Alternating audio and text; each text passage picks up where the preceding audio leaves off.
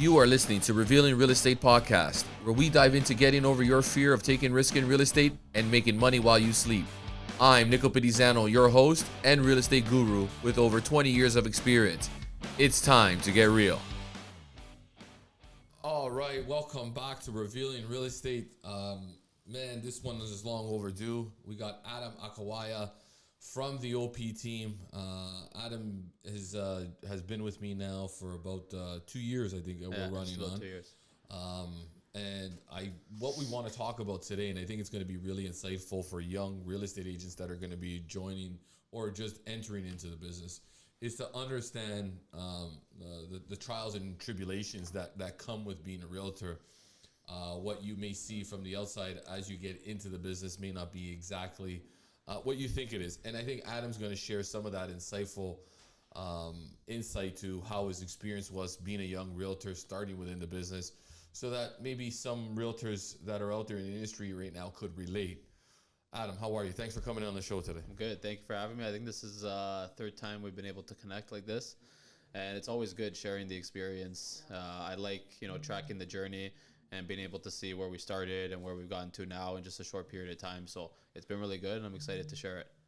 Yeah, no, that's great. So why don't we get right into it? And let's get into the meats and bones. So your first reaction, so you got licensed as a realtor, and you decided that your first step was to join a team. And then you joined the OP team, of course. You joined our team. I just want to know kind of, how has it been with your experience being on the team, and do you feel it was the right move for you? 100%. I talk about this a lot on my social media. I think that any new realtor joining the business right now, especially being in the market that we're in, it's so important to get behind mentorship. I really tribute that as my number one key of success.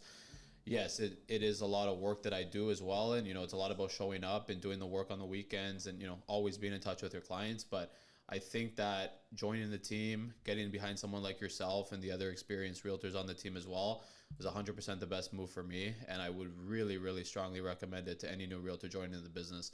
There's a lot of moving parts in this business that you don't get taught in school. And I think that, just making it simpler for yourself, joining someone that already has the systems in place. And that's one of the things we mainly talked about when I came to meet you for the first time, is that all these systems are in place. We already have our admin, we have our management, we have our front desk, we have our social media, and the list goes on and on. And I think that, as a new realtor who doesn't know a lot about the business, it's, you're going to do yourself a real benefit by joining an already established brokerage. And a team specifically. Yeah, and I think that's a real important factor that you mentioned too for young realtors that are climbing or want to climb up to the road of success within this business.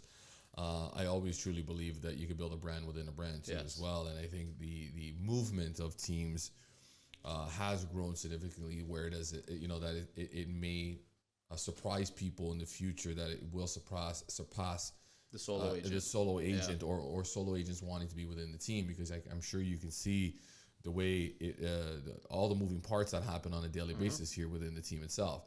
And my advice was, and I remember when I started within the industry, and I'll just give a quick snapshot of my life, is that when I was a realtor, I was transitioning from the catering business to becoming a realtor full time. Yes. So how do I transition from letting people know that, hey, it's not Nick, the in the catering service no more. It's Nick, the realtor. Yeah.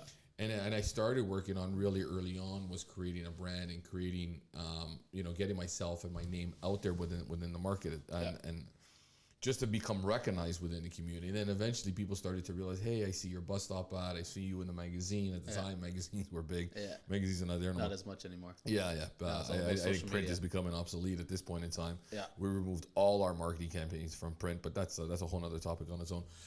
And then I decided to, and then as I grew in, I wanted to make sure that I trained myself that this has to become a business. I didn't want to just make it as a job or a career. I need to treat this as a business.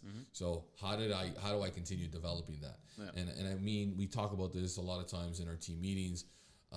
Is this is what the things that schools don't teach you is, and my advice to young realtors right now is, when you're in the business and you've earned or you've made a paycheck and you've made a certain commission amount of money, my advice is take 15% of that and put it towards your taxes. take another 15% of that and put it towards expenditure towards marketing campaigns and brand awareness. And the rest is yours to go and just have fun and whatever you want to do with it, or save money and put it towards building that up for future real estate investments, or whatever that may be that you want to reinvest that money. But 15% goes towards taxes, 15% goes towards your marketing campaign.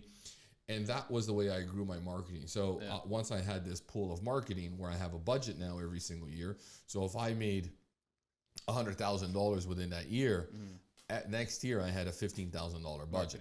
As my income increased, so did my advertising marketing budget. Yeah. And I think that's some real good advice right now for young realtors starting within the industries. That's something that they should be aware of and that they should start doing tremendously. And I noticed that you have started to kind of increase a lot of your marketing campaigns and what you do, and specifically social media wise, which you've been doing good.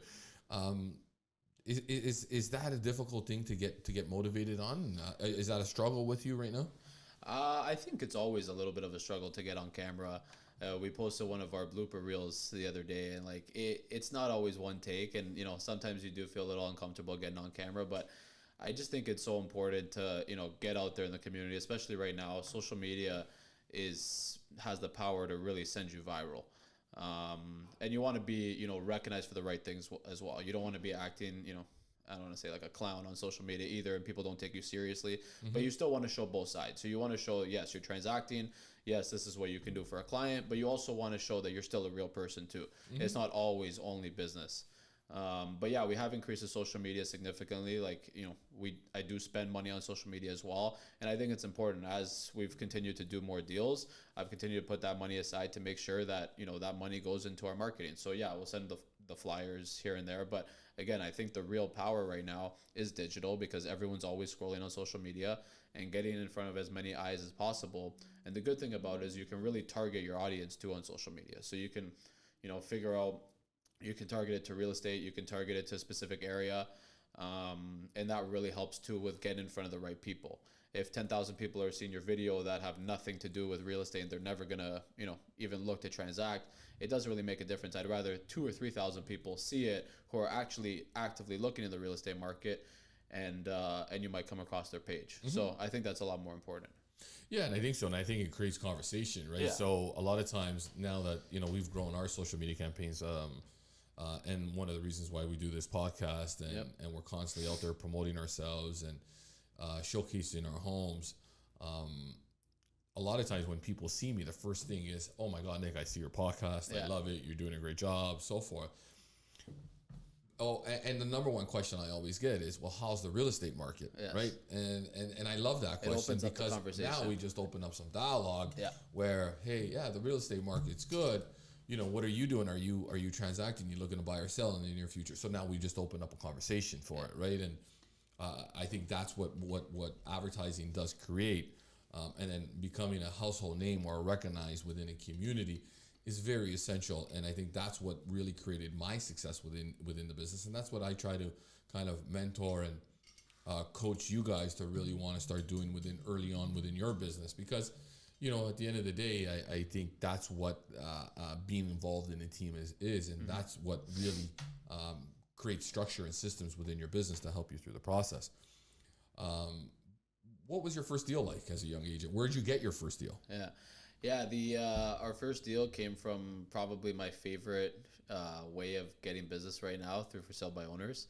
You've been killing it on the for sale by owners. Yeah, and that's, as a new agent, when you don't have a huge like Rolodex of people that are gonna call you, you got to go out and find a way to get it done somewhere else. And there's a lot of people out there right now who, I don't want to say don't really know what they're doing, but they're looking most times to save commission, and they're trying to sell their house on their own. And if you can provide an alternate solution to them that shows them, look, we can still get the money in your pocket, but we're going to do a lot better of a job than you'd be able to do. Just like if I was going to come into your job, I couldn't do it half as well as you can, and vice versa. So that's been a huge part for us. But yeah, just going back to the first deal, that was purely through Facebook and Kijiji. As funny as it sounds. But that's how we figured it out, and just contacting as many people on there. And we have a really strong proven system with how we can convert those people as well. and ultimately we do the best job for them too. So we did a really good job. We remember that client very well, and we ended up transacting 3 properties for them. 3 properties just from that one just from that one person working on one pillar. Yeah, so that's huge success right away. It was huge success, and it was important because coming to the business, you're not making any income, and you're completely at scratch, and you've left your job. I came into a full time, so it was important to get a deal pretty quickly as well. And that's why right when we talked about, this is how we're going to do it, these are the pillars that we kind of go through, went in full force, and I've just found a lot more success on the for sale by owner side. Not that we don't do the other things, we still do open houses, we're still looking at our COIs and stuff, but we call them pillars, right? Yeah. We gotta focus in on certain pillars within our industry. Yeah, certain things that are gonna make you make deals. But yeah, that's how that worked, and yeah, it was a really good experience. It was a lot of learning for sure. I had a lot of help from you and our administration team as well, just walking me through those deals, because you do the mock deals in Humber real estate, but it's nothing like really transacting with real money and people's real emotions. So just going through that with everybody, and it was a huge help, obviously, being with the team and being with people who've already done hundreds of these.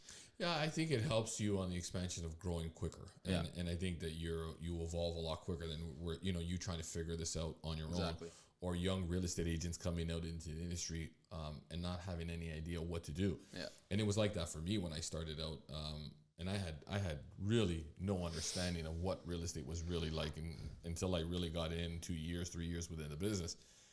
And then the light bulb clicked on, and then I just, that awareness, came to me, and I wanted to go out there and really achieve more. But it was all about the grind and the hustle, and making sure that I was doing the right things. And it took me a while to figure that out. Yeah. And that's kind of what I kind of teach is, hey, listen, let's not try to reinvent the wheel here. Yeah, I know what works. This is what works. This is your main focus here, right? Because there's a lot of people that go on with these online leads, and people that know me, I'm just not a big supporter of online leads or Google leads. I'm a big supporter of grind and hustle and get out there and do the right things, whether that may be going after for sale by owners, that may be going after expired listings, that may be going doing open houses, dealing with your center of influence, focusing on your social media aspects on it.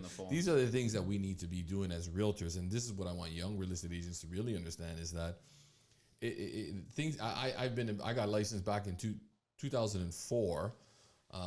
So, I am, you can see the gray hairs now kicking into as well. I'm getting a little bit older within my time frame, but it's the exact same things that worked for me then still work for me today. Yeah. Now the evolvement of technology and now maybe AI coming to the table, I just think it enlightened, it created speed. It was the same fundamentals. It was the same fundamentals though that really work, but the speed aspect is different. You can get to in front of more clients a lot faster. Like today, when I was doing it, when I had an offer, it was, hey, let's meet at the house. Yes. We're going to do live offer presentations. That's pretty much out the window. Nobody's dealing with live offer presentations anymore. Nope. Which I like, because I would during a negotiation, this is what we teach is how to negotiate a deal, because that's why somebody's hiring you, is because they're going to hire you to negotiate the best possible price for them. Yeah. Especially when they give you their most valuable possession. So what I learned is that with the speed and the evolvement of the technology that was at me growing, within the industry itself, was that I can get to things a lot faster. Mm-hmm. And then bringing in other agents allowed me to branch myself out, not to, where I can now extend myself, and have realtors represent me as a person and as a brand. Mm-hmm. And that was my evolution. That was my kind of road and my path towards success. Yeah. And that created that stability. But I used to go door knock. Yeah. I used to go after these for sale by owners. I was doing these things. Yeah. And it's still the same thing today. And I think it's going to be the same thing in the next 10 to 15 years. People talk about AI replacing the realtor. Everybody's going to need a realtor. Everybody's going to want that personal interaction with somebody. And I think that that's not going to change anytime soon. So somebody who's a young realtor getting into the industry today, it's not as you got to understand how to approach them or how to do things within the industry. We can give you, these are the things that fundamentally that you got to do. Mm-hmm. But if you don't know how to really approach it, you're really not going to be successful at it. That's my personal belief. And I do believe in scripting and making sure that you have the right fundamentals and systems in place that'll help you close in more transactions. Because at the end of it all, people don't understand the mentorship comes from me being there with you and guiding you through that entire process, which most brokerages don't give you. No. What was your experience like when you went to go into your first FISBO? Were you nervous? I was, yeah, because I really had no idea like how this was gonna go. I really didn't even know that people actually FISBOs existed. Like I had no idea that people sold their houses privately. I always thought it was through this is going back really, but I thought Realtor.ca was like the only way that you could do it. Now learning that there's a whole MLS system, and people actually do this. But yeah, it was nerve wracking. It was like I'm showing my first house for the first time as well, because we did have buyers looking. And then having those conversations with people where a lot of times, most times they're not going to give you the time of day if they know that you're just looking for a listing, if they know you're just looking for a quick sale. You really got to be there working with someone. Look, like I'm working for you, I'm working for my clients, and let's figure out a way to make this happen. And likability and trustability, those are the two things you always say. And that's the main thing of getting these people to believe in you and actually giving you the biggest business and biggest possession that they have. Because usually, most times, a house is going to be that, and getting someone to actually trust you to transact with that is huge. So it's it was nerve wracking, but obviously you get through it, and now it's become just a natural thing that we go through, and it's like second nature. So I think one of the biggest obstacles that young realtors are going to face within our industry today is the fact that, and the obstacle that they'll probably question themselves on a lot, is that, hey, I'm very young in the industry. I don't own any real estate right now. Yep. Why should I trust you to sell my biggest investment that I'll ever own in my entire life? Yeah. How do you overcome that obstacle? Yeah, and that's my favorite one. I love dealing with that one because a lot of times, people will look at that and people will say, you're young. Yeah, what are you, 25 years old? And I honestly think it works as an advantage. Honestly, I try and use it as an advantage because these are my two selling points. One, I'm going to work harder than every other agent that you can possibly interview, can possibly have. I have that hunger and I have the need to go out and, make that name and make that brand for myself. Now, part two of that is I'm also working with Nick on every single deal. And if you're looking for that experience, the age, the grind that's been in this business, he's there working with us on every single deal as well. So you're going to get the best of both sides as well. You're going to get a hungry agent who's going to go out there, who's going to door knock, make the calls, and really work for you at all times. And you're also getting the experience behind me too, because every offer that we get, we're looking at together. Every listing, that comes up as a comparable, we're looking at together. So we're doing everything simultaneously. So you're getting the best of both worlds. You're also getting a team that has a full service marketing team, a full service legal team, a full service mortgage team, where you won't get that at a lot of different brokerages. It's usually the solo agent, and then everything else is up to them. But we have the opportunity to make it like a one-stop shop for clients. That's my biggest selling feature for us. And yeah, back to the age thing, I use it as an advantage to people. And if you really, really don't want to transact with me because of my age, that's okay. I'll get the next one. But most times rather than not, it ends up working out fine. Yeah, and I think I listen. We always have these conversations: the broker model versus the team model, and what you really get. And listen, if you want the in-house training, I'll speak on Remax Premier. They provide weekly in-house training there that they'll host and they'll run. So being part of that Remax affiliate gets you still involved within those programs. And they're accessible to all our team members as well. But what we teach is going to be a little bit different than what the broker model teaches. The reason being is that it's a hands-on, real, live experience. So when you have a listing appointment, I actually come out towards these listing appointments. We have now seasoned agents that we can assign to younger realtors that will go out to help them out towards going out there and making sure that they're saying the right things, doing the right things when they're in front of the client. Yeah, especially on your first few, which is important because you probably haven't been through them before. You haven't, and the broker model itself is, hey, we'll run these weekly training programs, but grasp whatever you can learn, which is going to be 10%. And when you do have a listing appointment, you're on your own. You're on your own, and you got to go figure it out, right? So, and you come to the realization of how many things that you really need to know within this industry and the moving parts that are there on a constant basis. whether it's knowing how to do a proper listing presentation, knowing how to do a presentation, Yeah. What's your buyer value proposition that you're going to offer people? How to abstract information from somebody who's calling on one of your listings to convert those people into a new client. There's many aspects of knowing how to convert and make sales within this industry. And I've learned that over time, and you've been grasping that quite a bit too as well, and you're getting there, and you're getting it pretty good because you've been making deals, which is great. Yeah, and I love to see young Yes. people don't understand. I inspire. I get excited. Yeah.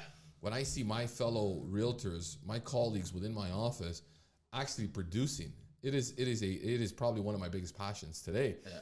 And it's so awesome to see that you're doing so well, and you're out there, and you're putting yourself out there, and you get your lulls within the market too as well. And what we try to understand or try to make it is, listen, because this business, and what you're going to realize is that you get your ups, and then all of a sudden you go slow, and then then it goes up again, and then it goes down. And the reason why that happens is because you stop prospecting, you stop doing the things that you were doing, you stop your hustle. You're not going out there face-to-face interaction meetings that are the most important, and that's where you should be spending most of your time, is on face-to-face interactions. And a lot of that happens. The reason is because once you get busy and you're working on your business, Stop looking at the you other stop stuff. doing the other things that are important. Yeah. You gotta be able to time block and schedule yourself. Yes. That no matter how busy you are, you still need to prospect. You still need to get in front of people. You still need to call. You still need to pick up the phone. Yeah. If you don't pick up the phone, it ain't gonna pop out at you. And there's different ways that you can go out there and just start having conversations with people. Because we know if we have more conversations, it's going to lead to more appointments. More appointments will lead to more contracts signed. More contracts signed will mean more opportunity, more offers in your hands. Yes. Right. And I think that's what people forget, is that don't wait for the phone to ring, because it ain't just going to ring on you. If you don't call people, if you don't go out there and ask for the business, those are going to be your biggest struggles there. And I think that's what people have to really overcome. Yeah. And they become fearful. And I used to be like that as a young realtor. Yeah, and it's normal. It's normal. You're gonna feel a little bit worried about how someone's gonna react to you. You don't want to be hung up on. So it is nerve-wracking, but eventually you do get past that. It starts to become second nature, and again, hang up. I did make it more comfortable for you, but can you imagine you did go on your own and you just did it for the first time? Yeah. What would you say? What would you do? Yeah, you wouldn't know what to say. Even if you did a training course. Sorry, I don't mean to cut you off in any way, but it's good. Even if you did a training course. Yeah. At a brokerage office, you're not getting the real hands. That manager's not coming out there. That trainer's not coming out to you to the appointment. At 7 o'clock at night, or taking phone calls at 8 o'clock at night on what do I do? This person just texted me this. I'm sending you screenshots of my messages. How should I respond to this? Like, you're just not going to get that. That manager's plugging in 9 to 5. Good luck reaching them after hours. Yeah. And I want to go back to one thing you said about the ups and downs. It's really easy in this business to make it a roller coaster, and to really, on your highs, it's great. And again, you forget to do all the things that brought you to that high. So you did all these calls, you did all these open houses, and you got all these appointments to get you up to all these deals. And now you shove them aside because you're actually working on the deals. And it's easy to get content because you're counting your commission, you're counting your deals. But all of a sudden, once that deal finishes and it closes, and now you're on to the next one, you're not talking about that one anymore. All of a sudden, you're on this downward spiral because you weren't continuously doing those things that even got you to that point. Correct. If that makes sense. Mm-hmm. Lucky you got me to keep you accountable, because I remind you every day you come into the office. If I'm lying down on that couch, what are you doing? Yeah, that's one thing about me. It's just I find that there's always something that you got to be able to do within this business. And when people say, "Oh, I got nothing to do," it irks me. It's probably one of my biggest pet peeves, because you can always find something to do. Yeah. Whether that be your social media posting, dealing with your center of influence, high value tasks, jobs are so important. You can get onto your Facebook page campaign and just start having conversations with people that you haven't reached out to in a while. Yeah. But I think the biggest obstacle that most young realtors face is the fear aspect, and that's what holds them back from achieving more. Mm-hmm. And I remember when I was younger, I did things that really put me out of my comfort zone. Yeah. And I sat with multi-billionaires and still billionaires today that I still do business with. But I wanted to outreach into that environment to make myself uncomfortable, because that's where I got my true success from. Yeah. And that's where I learned the most, because I came to the realization is these are just the same people. guy, the Yeah, same regular regular people. Joe, just with a lot more money. Yeah. And you're having the same conversations that you're gonna have with the average person who just makes a very modest or Modest income. Yeah. modest income for it Yeah. too as well. And they're great and put me within that environment. Now the deal process was bigger, dealing and understanding what was involved, like on a development piece of land that I ended up selling to a big developer. Was very intimidating, and I used to have to go do that myself. And we're talking about a $20 million deal at the time. Yeah. And I had to really. What happens if you ask me a question that I didn't know? Yeah. It was tough. Yeah. But I told him, I said, listen, let me get to that answer if I didn't know it. Yeah. But I really kind of pushed myself through it. Which, did I mess up? For sure I did. Mm-hmm. But it got me through it. Yeah. You know what I mean? And the thing is that I put myself in that environment to get through it. And that was most important. And a lot of times what I find is even talking to those higher net worth people is they appreciate people who are hustling.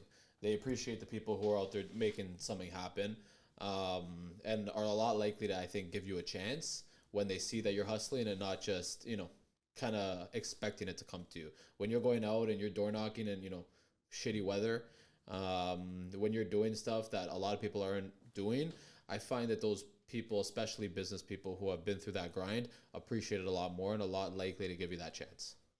Agreed. Yeah. Agreed. And this is great, and I think there's maybe a lot of young realtors, because a lot of times when I was growing up too as well, I always wanted to know what the secret was. Yeah. What was the magic formula when I used to see all the same listings from the same person, agent, from yeah. the same person that dominated market share within the market, to what was their secret? Yeah. What were they doing? How were they getting all this business? Yep. And it's funny, now I'm Full circle. I'm full Back, circle and now you're that back. guy. And I feel like, hey, there's young realtors and in this industry that are probably going to go through these struggles, or probably going to have these mindsets. And the big answer to that big secret is the fact that you're going to have to hustle. Yep. What I find is that people don't put the time and the effort and treat this as a full-time job and spend 8 hours a day into this industry. It's going to give you what you put in. And it's easy to get sidetracked too in this business because you don't have that full-time schedule that you're held accountable on most times, and you're not punching in and punching out. So really, if you go and go to the mall at 2:00, like, no one's gonna say anything. It's just you're hurting yourself at the end of the day. But it's really easy to get sidetracked because you're not in a exact schedule like a 9 to 5 job would be, and you don't have your hour lunchtime. People go for lunch 3 hours, go sit at a restaurant, and end up wasting time. And I know you said you're big on no lunches as well, and that was something I remember too. But it's because you're always laser focused in on doing your tasks, and once everything else gets out, then you can go do your other stuff. But you got to finish those tasks first. Yeah, when I'm at work, I'm at work. Yeah. And then, for me to get now an hour lunch, it's like I fall too behind on my deal, whatever other task I have to do within my schedule. So I tell people all the time, I don't do lunches. Yeah. I don't like to go for lunches.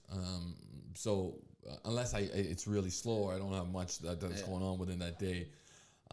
But yeah, those are one of my biggest things. Well, they're just time wasters. That you get to, like, they're time it's good wasters. to go out. It's good to enjoy. A lot of times I'm leaving at lunch to pretend to go to the bathroom, look at my emails and reply to people, and then I go back at the table. You know what I mean?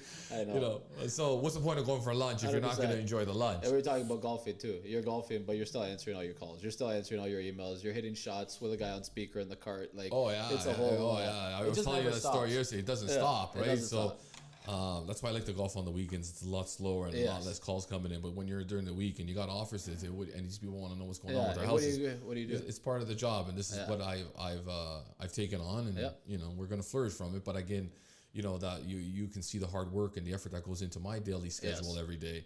That I think it resonates to realtors on the team as well, and what you're going to need to do. And one of the biggest things I like what you do within the industry, and we'll talk about your schedule and what works for you, is that you show up every day. It's not the odd day that I know that Adam's not coming into the office every day, and that's great because I really believe, and I'm gonna remember it's not a old school way of thinking. This is still what works today. Is when you come into the office.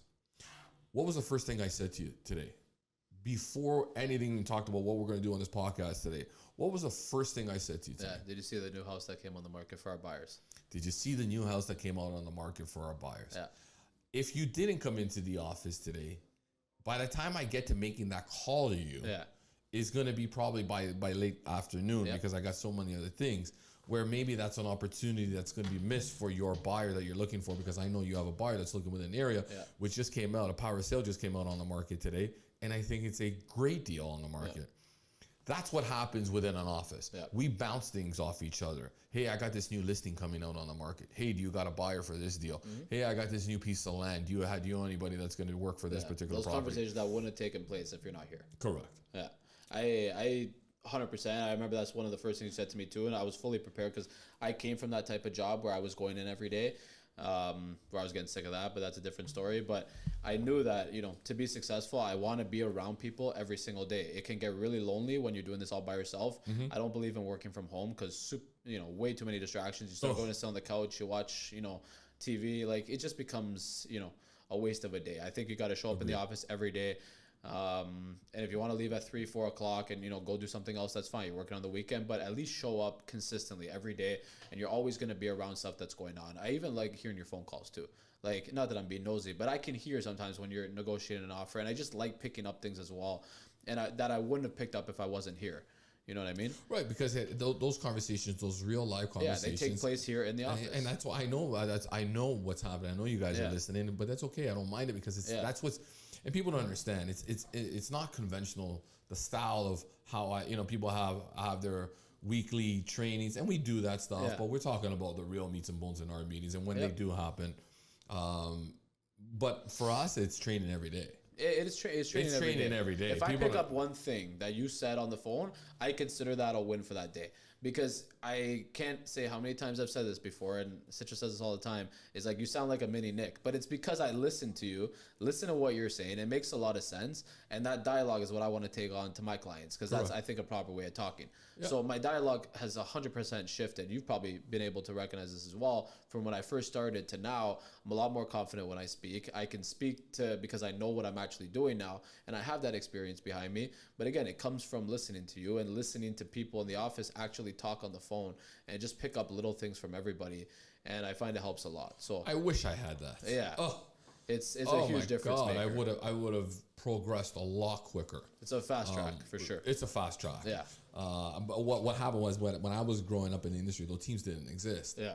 It was around within the, I'll talk about the Vaughan community where we base kind of where we specialize in. Yep.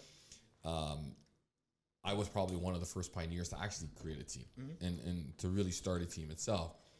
But it was a process where I wish I had greater mentorship, where somebody, like my first listening one, I went myself. Yeah. I had to put my own education into learning the things I needed to know within in the business. That I didn't have another Nick to teach me that or come with me and hold my hand to that particular No one was there appointment. to save you. Yeah. Nobody was going to save me on it. So, but I do believe in going to education and building and going to these conferences and learning seminars are important, because you're gonna, just like you said, you're gonna grasp that very you pick little. up one thing from somebody. And I used to pick up a lot of things, and I think everybody within their quarter for young realtors, every quarter, try to find a program or a conference or a speaker to go and listen to, whether it's self-improvement, whether it's a real estate coach, something that you can maybe even pick up on YouTube. Yeah. Make sure that you're putting that time to grasp those little tidbits that they're going to give you, because it does take you a little bit further along. For sure. Maybe it's not going to fast track you as much as it will on a team's perspective. Yeah. But I think there's also a lot more that happens from the team's perspective. Let's talk about lead gen for you and your daily schedule. What do you do on a daily aspect? What's your schedule look like? Yeah. And what are you doing for lead gen? Yeah, for sure. I think that my day is pretty consistent every day, unless we have different things going on and we're doing showings and listing appointments. But on a normal day that I don't have any of those coming up, I'm trying to get into the office, 10 a.m. at the latest 11 if I'm doing, something in the morning that's actually important. But we're going through, again, each pillar. And like we talked about, there's 6 different pillars to this business that I think are the most important things, especially for a new person. It's contacting your COI, it's your FSBOs, it's expired listings, even though expired listings are a little bit difficult right now. It's your open houses, and it goes on and on, the phones. So it's finding time every day to at least hit, I say, 3 of them. because you can't do open houses during the week. So your open houses are saved for the weekend. Your COI, I think COI, talking to your COI, especially on social media, super important. Want to do that every day, at least once. The for sale by owner is something I'm checking 3 to 4 times a day, going through all the different sites. You know, they make it real easy for us now on MLS too to find those houses. So looking at that at least 3 to 4 times a day, looking at what's come on and off the market, and then seeing if there's any opportunities I find out there for investors, for my buyers. We are working with buyers right now, and just going through that cycle every single day, and then checking in with you, seeing what else is going on, any opportunities that I can help you out on. Talking to our other agents, Mike, Rocco, and just seeing what's going on in the office. We have a mortgage agent here as well, where we learn a lot of stuff from too about what Bank of Canada is saying, how the finance is working right now for people. So it's just all about learning every day. I think learning, going through your pillars every day, and the lead gen is going to come through that. Going through those pillars that we talked about. Yeah, there's a lot of teams that are big online and say, "Hey, I'm going to produce you a funnel of leads." Yeah, and what's your experience on that? And what's your mindset towards that? I don't know. I think that there's a lot of false promises made through that, and I don't even know if it's really really an advantage to an agent to just go throw them all these random online leads, because you're not really teaching them how to actually find your own leads. If you're throwing all these leads that randomly came on, Zillow one time, or House Sigma one time, how strong, one, is that lead, but two is, how is that agent ever going to go out and find their own leads once those leads stop? Because those leads aren't going to be there forever, and a lot of times they're going to be pretty weak. So you're going to want to go find real leads who are actually motivated to transact today. And if you're just constantly throwing names and numbers at people, how are they going to go find that for themselves? Whereas here, you said, I'm not big on the online leads. We're not going to, start distributing 50 leads a day of these random people. So the phone numbers don't work and all these different things. We're going to help you find. I don't think you're building a real. You're not building a business and a level. structural business. 100%. It's a completely different thing. And again, I'm not going to say they're scams or anything, but I would just really, really look into closely who you're joining and what type of promises they're making. Yeah, and I'm a big believer in that too as well. Like, if I had to list it on the top most effective ways to go and generate business, that would be probably number 20. Yeah. Would be online leads, Google leads. And I've been through it, and this is what I want people to understand, is that I've invested hundreds of thousands of dollars into generating these leads, having somebody there to call the leads, manage it and bring those in. Then I had an ISA internally to try to convert those leads into an appointment. By the time we even got the appointment, and I would assign it to an agent to even just show up at the appointment. All I wanted my agent to do was show up at the appointment. Those people went MIA, not even showing up at the appointment. They told the stat out there is about 10% capture rate. So if you got 100 leads, you're going to capture 10. Out of the 10 that you turn into appointments, you convert 1. Yeah. Like it's a real big numbers game. And I think by the time you get to day one of receiving that lead to when you're going to convert that lead, you're probably looking between 12 to 14 months. Yeah. Unless you're really stellar out there. But again, you got to be working the phones on a constant basis. Your touch points with these people maybe are running 14 to 16 times. Yeah. That's a lot of work. There's way easier ways and more effective ways to 100%. Go out there and generate business today. I'll put for sale by owners on the top 5.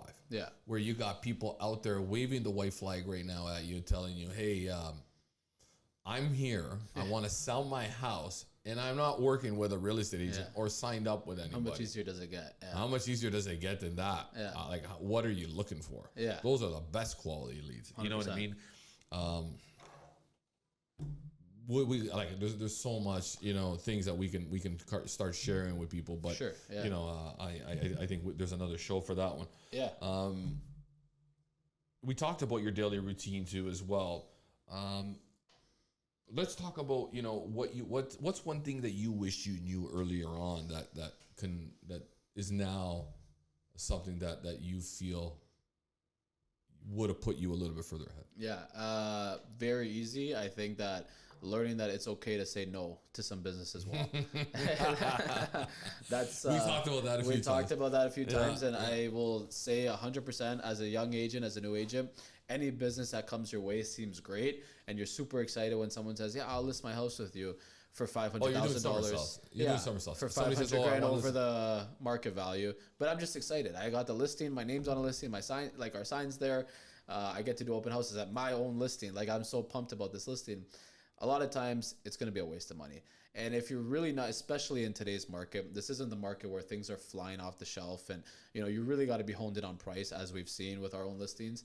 And it's okay to say no when something doesn't work out. And if someone's 1 foot in, 1 foot out, I would highly recommend just walking away from that listing, letting someone else, be the guinea pig on that one.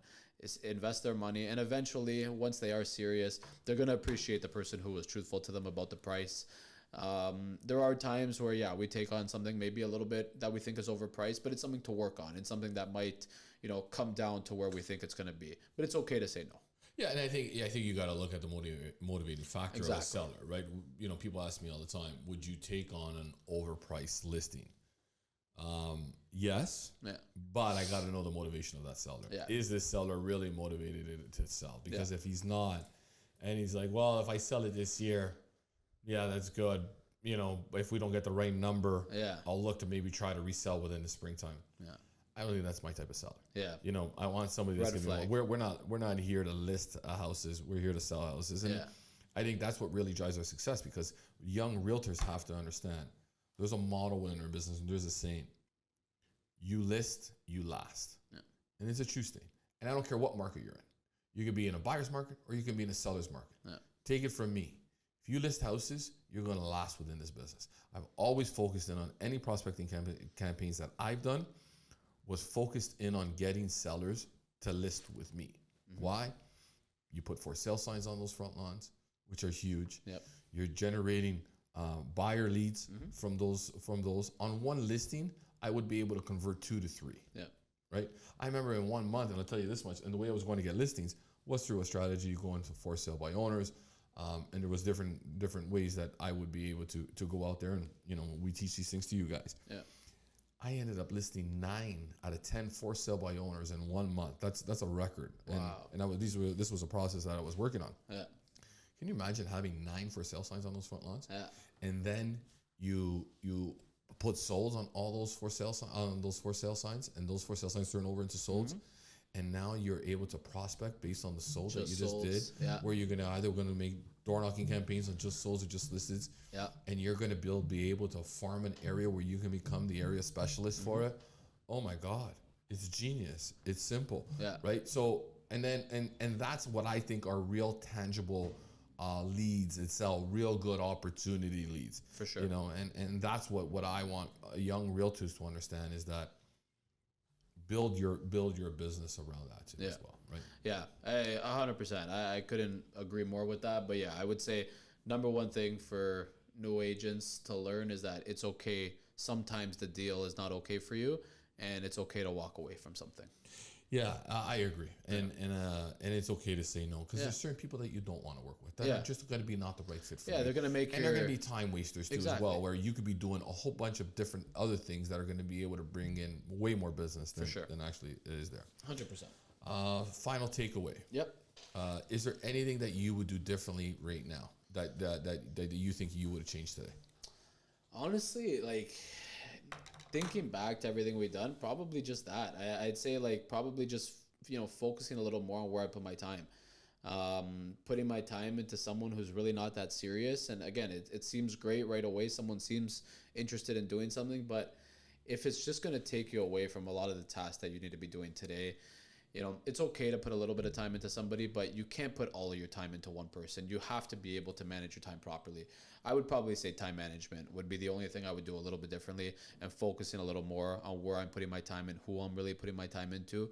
I think, I've probably wasted a lot of hours with people who are not serious, or who are wasting our time, wasting our money. But it's things to learn on. It's things that we learn from. I now know that, at certain prices and certain people, and what to really look out for when I'm meeting someone, on if they're really serious or are they just wasting my time. And I would say probably that. But I would say the number one thing I'm very glad I did was to be able to join a team style, join mentorship. And I think 100% it's fast-tracked my career, probably 5 years. With the knowledge that I have now, and the experience and the deals, and all the different things that I've been able to achieve just in a short period of time, all comes back to that one decision that I made to join the team. Yeah, I wish I had that opportunity when I was younger to join too as well. And I think, listen, I'm not. This is not. You can join any team. Like we're basically, I tell people all the time, not everybody's the right fit for our team. No. We don't just take in anybody, and we want people that are going to come in and really want to learn and produce and be here every single day. So we're looking for full-time realtors. But if you're somebody who's listening to the show right now, but you live in South Toronto or Mid Toronto or Mississauga, we're probably not the right team for you, because our team is pretty much branded within this community. Yeah. And our goal and my goal is to continue growing market Within share this within this community. Yeah. It's just what I know. I eat, sleep, and breathe Vaughn. Yeah. So what I would advise though, young realtors, is to join a team, get into mentorship programming. Even if it's a commitment for 2 years or 3 years that team leader is going to do it. That team leader has already gone through the trials and tribulations that you're going to be facing, and he's going to probably help you, make you understand that the mistakes that he's made while he was building his business and his path to success, he's going to probably instill that for you not to do that to yourself. And I think that's what the fast tracking is, and that's what that fast tracking is going to do for you. So my advice to young realtors right now is to find a mentor, get into a program. Yeah. These brokerages, the brokerage offers training. That brokerage ain't coming to you and I'm going to just reiterate on that. That brokerage ain't coming to you to these meetings, and they're not teaching you the real meats and bones of what it's going to take to become a top producer. No. And to me, there's high levels of top producers, and when you get to that structure, you really understand what it takes. And I think that's what you learn a lot, is what it's going to take for you to get to that level. And you may not even want that. You may not even want to go to that. Yeah, that may not be the right thing for you. What I do every day may not be for that person. You know what I mean? So it's just part of what it is. But Adam, this turned out to be a great show. I want to thank you for sharing your experiences with somebody, because I'm sure you're helping out somebody out Absolutely. there. As I look forward to every day is trying to help somebody go out there and succeed within the business. And it was a wonderful show. So thank you for coming on to the show. Thank you. I appreciate it. One last thing, just quickly before we leave, don't be afraid to interview multiple brokerages as well, and multiple teams, especially when you're first getting your license. Go to a bunch of different places, feel out. You're going to know when you find the right fit. So don't just go to one and, you have to go there. Yeah, and we'll put our link, our bio below, if you want to just meet or want to talk about your position here, maybe on the team, or maybe if the team is the right fit for you. Just DM us, give us a call, send us an email. We'll definitely reach out to you guys and set up an appointment to discuss it further. But thank you all for tuning in. Adam, thank you again for joining the show. Hope you guys enjoyed this one. Looking to buy or sell? Call a team you can trust. Don't believe me? Our Google reviews say it all. Put us on your lawn, your house will be gone. TheOPteam.com.